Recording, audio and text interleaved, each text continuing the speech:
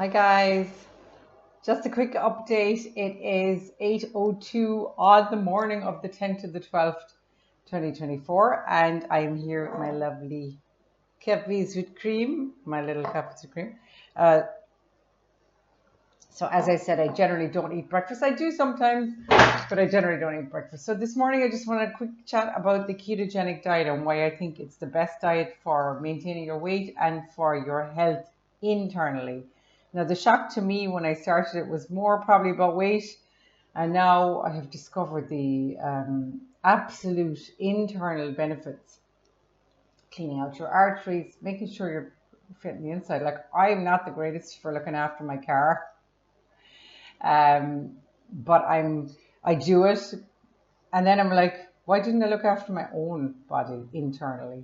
The pipes need to be clean, all the rest of it. Like, I still like having a good time. I don't subscribe to the extreme keto, which is carnivore, where you never eat any carbs. I think take the joy out of my life now. I'd rather have the joy extracted from my body than to have that. So I think there's a happy medium to have. You know, we all love some chocolate sometimes. We all love some refined carbohydrates. I love a McDonald's every now and again.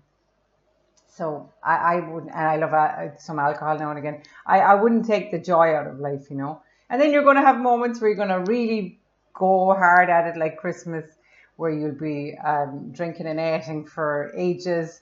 That's fine. I think that you need to have a happy medium. You need to have a balance in what is good for you,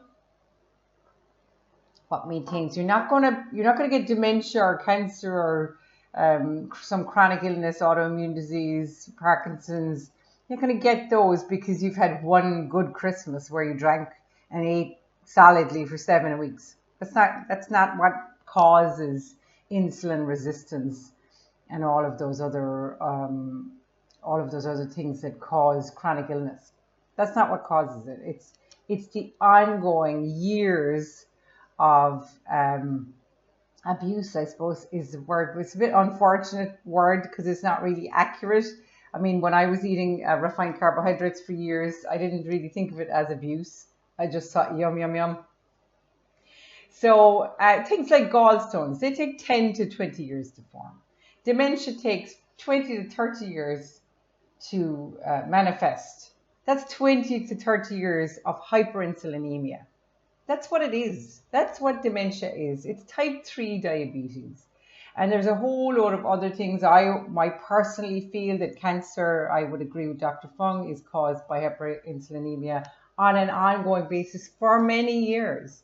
That it doesn't just happen because, let's say I'm keto for 11 months of the year and I go on a bender for a month.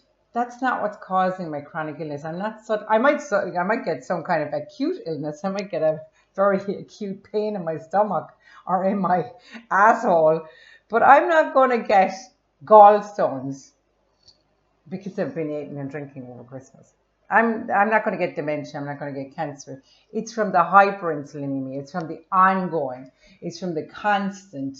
It's from years of doing the same thing over and over again and expecting a different result. It's from years of getting up in the morning, eating toast or porridge.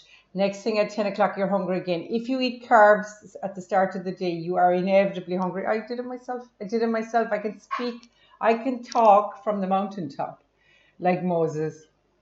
Very relevant at this time of the year because I have been there. I have been there. I was that person for 10, 20 years who ate consistently carbohydrates not 5 times a day, 25 times a day. I thought nothing about putting one chip. You'd be better off getting out a packet of Oreos at 7 o'clock in the evening every day and eating them then all together. Getting out 10 packets, eating them all together, than you would by eating 2 Oreos for breakfast, 2 Oreos for 10 o'clock. I cannot say this enough. It's the hyperinsulinemia. And what I'm saying is when you eat carbohydrates, particularly refined carbohydrates, which are the same as sugars, a white slice of white bread is the same as sugar. And you will often notice with dementia people that they are mad for bread. They will hunt it down. You will eat that in the morning. By 10 o'clock, you'll be starving.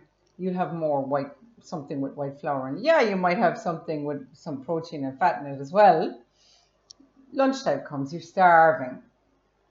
I went through that. The constant hangriness, the constant starvation, the constant feeling of being starving. I never, ever, ever feel that. I wake up in the morning. Now, I'm not saying don't have breakfast. Some people are better off with breakfast. In terms of weight control, breakfast is better and to stop eating early. But I prefer to not have breakfast. I have coffee with heavy cream, which does not spike my insulin. So what happens is I eat a carb. Let's say I have a slice of toast or even half a slice of toast. So I eat a carb. That carb will rise my blood sugar level, which this doesn't. So my blood sugar level rises a little bit. Next thing, insulin is released. This is not about fat storage. Insulin is known as the fat storage. It's really the glucose management system, one of which its roles is fat storage. So insulin is then released. So the insulin is putting a stress on the body of that it doesn't need. Our bodies are not designed to release insulin all the time. Our pancreases are amazing, but they are not. We are overworking our organs, liver, pancreas, all of those organs. We're overworking them, including the gallbladder. And you should look after those things. So what you want to avoid is the hyperinsulinemia. So I'll talk more about it later. I meant this video to be 2 minutes, but it's now 6 minutes 38. So I'll talk to you later. Bye.